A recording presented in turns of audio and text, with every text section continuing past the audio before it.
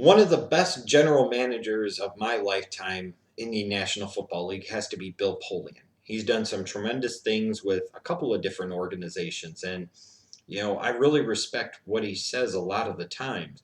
He said recently about Jimmy Garoppolo that he viewed Garoppolo as a first round pick. Well, Bill Polian, I have to say this.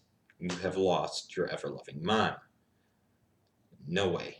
Jimmy Garoppolo is not a first round pick. I don't know what you're watching that maybe I'm not watching, or I don't know what I'm watching that apparently you are not watching.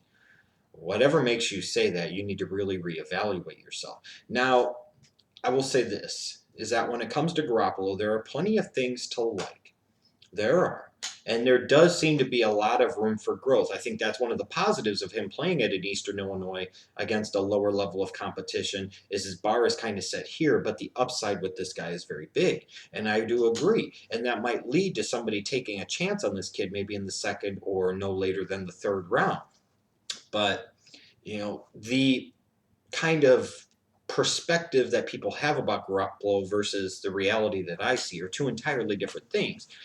He's one of those guys I think sometimes that everybody tries to out-sleuth themselves. He's a small school guy, so people want to sit there and say, oh, I want to find the next diamond in the rough. I want to find that next gem that nobody's looking at. Maybe that's part of it, I don't know. When I look at the strengths of Garoppolo's game, I think he has good arm strength. He doesn't have elite arm strength by any stretch of the imagination, but he seems to possess enough arm strength to make all the NFL throws and demonstrates relatively solid accuracy.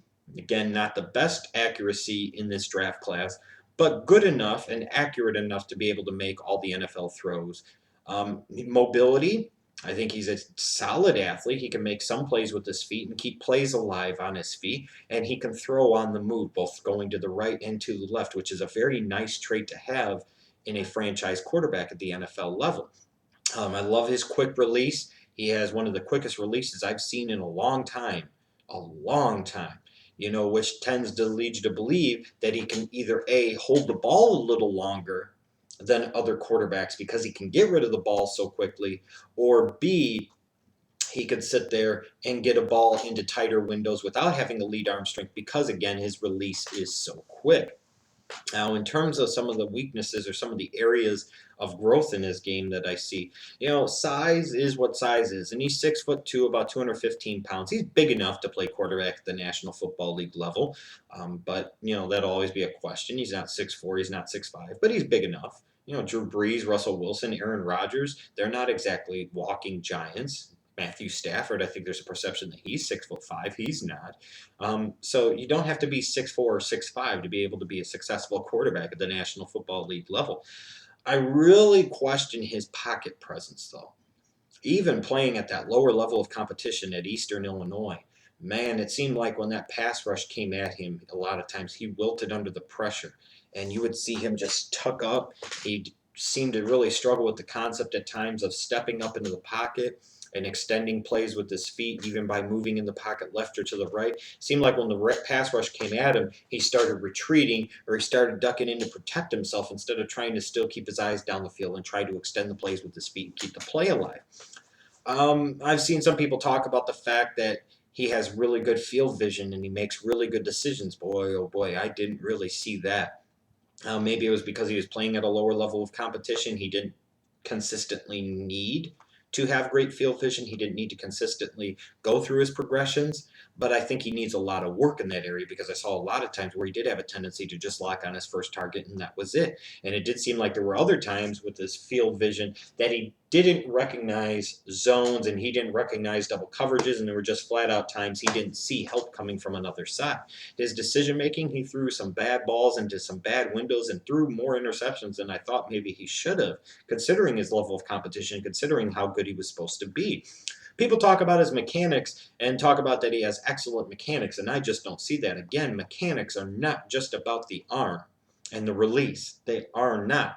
Yes, he has good ball position. Yes, he tends to stay relatively over the top of the ball. Yes, his releasing is incredibly quick, but he utilizes almost none of his lower body in his throwing motion. And in fact, a lot of times, whether on the move or throwing in the pocket from a standstill position, he seems to be throwing against his body and across his body, not utilizing his lower body at all and not even really clearing his upper body. It's just kind of a very armsy throw, which again might affect things like accuracy and velocity on the ball. You have to utilize your lower body in that throwing motion. Like I said, not only does it seem like a lot of times he's so concerned with getting rid of the ball so quickly that he doesn't use his lower body. He just doesn't use his lower body at all.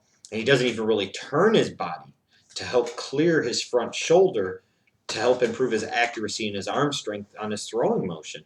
I'm not as big on his mechanics as a lot of people. I don't knock him tremendously for it because I think it's something, again, with good NFL coaching and get a good quarterback coach to work with him, it's easily rectifiable.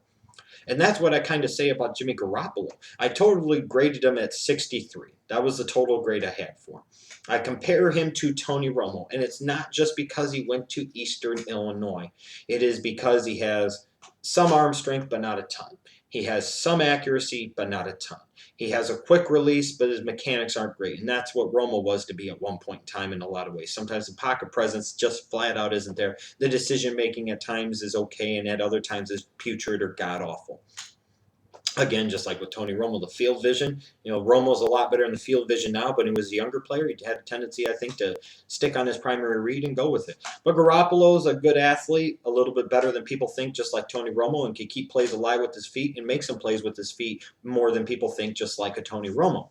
When I look at Garoppolo, if I was grading it right now and putting him on my big board, I wouldn't be touching him anywhere probably before the fourth round.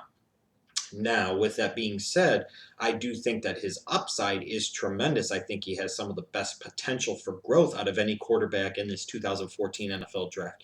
And when all is said and done, he might very well be one of the top 5 or top 3 quarterbacks to emerge from this draft class.